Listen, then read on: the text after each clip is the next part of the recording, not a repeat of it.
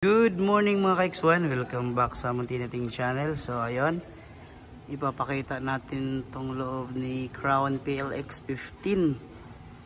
Two-way siya, two-way professional baffle, max power input niya is 1.2. Impedance naman niya is 4 to 8 ohms. So ito po yung ano niya, tawag doon. Yan, naka-speak on din siya. Yan, dalawang in sa kabila, pwede lang i-out sa kabila. Yan, speak on na to mga ka-X1. Yan, so ito po yung harap niya mga ka-X1 ni PLX 15. Yan, Crown. So parang hindi ito yung clone lang ata ito na Crown. Dito yung legit talaga na PLX Crown. Ayan, so ito po yung likuran niya at ipapakita ko mga ka-X1 yung loob niya.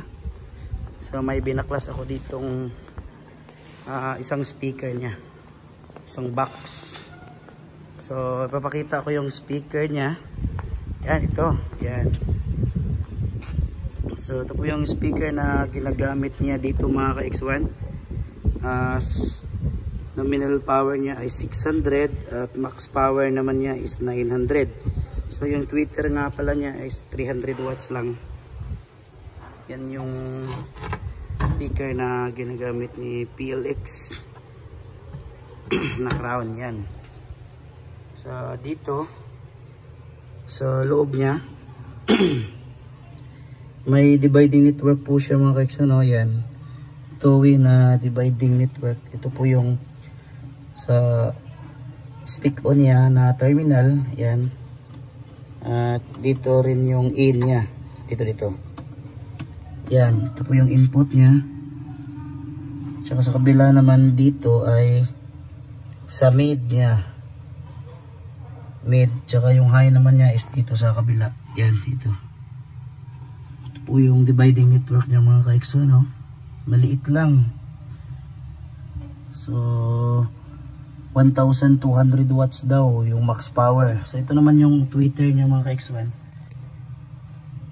Yan po yung tweeter na ginagamit niya.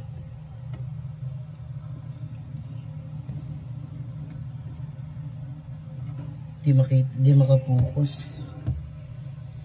So yan po yung loob ni PLX mga ka-X1, PLX 15. Yan. So ito lang po yung gamit niyang speaker. May tatak namang PLX 15 pero ordinary basket lang yung ginagamit. Kala ko diecast. Tapos yung terminal niya is common lang talaga. Parang hindi talaga to legit na PLX 15. Ayan. Kung gagamitin naman sa pang video, okay, ganun, okay na rin. Makakasabay na rin. Yan, okay naman yung tunog niya. So medyo makalansing lang yung high niya. Dapat lagyan mo talaga ng equalizer kung gusto mong medyo smooth lang ang kanyang tunog. Ayun, yung dividing network maliit lang talaga. So ito na po. Binaklas ko lang to dahil chinek ko kung hindi kasi gumagana to eh. Kala ko may ano lang, may putol, pero yun pala may problema talaga sa wiring niya. Yan, hininang ko na lang ulit,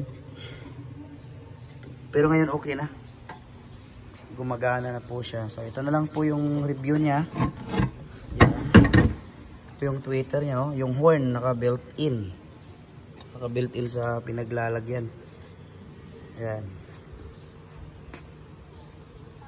So hanggang dito na lang ulit tayo mga ka-X1. So thank you for watching.